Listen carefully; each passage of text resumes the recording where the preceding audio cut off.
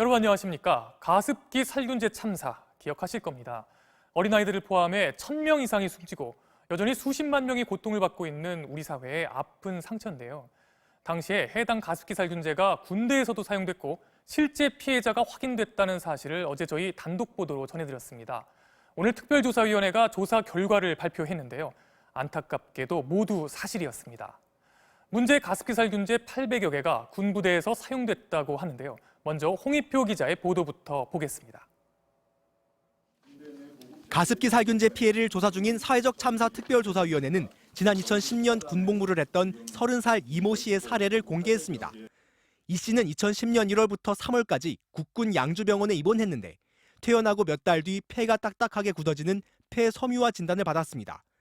국군병원에 입원해 있을 때 가습기 살균제에 노출됐기 때문입니다.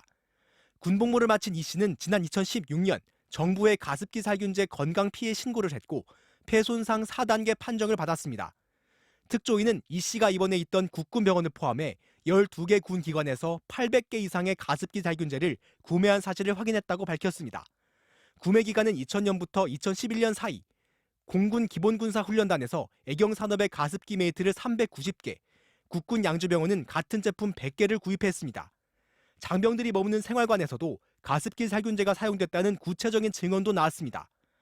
육군 24단에서 복무했던 김모 씨는 제품에 군용 마크가 찍혀있지 않은 가습기 살균제를 주기적으로 생활관에 비치했다고 밝혔고, 공군 제8전투비행단에서 복무했던 황모 씨는 겨울철에 문제가 된 가습기 살균제를 보급받았다고 진술했습니다.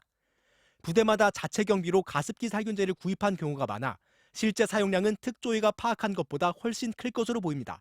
2011년 이 사건이 알려진 이후라도 군에서 혹시 사용했는지, 얼마나 사용했는지, 그리고 혹시라도 피해자가 없는지 자체적인 파악을 하셨어야 되는 것이죠.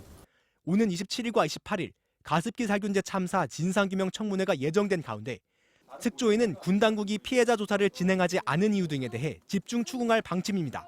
MBC 뉴스 홍익표입니다.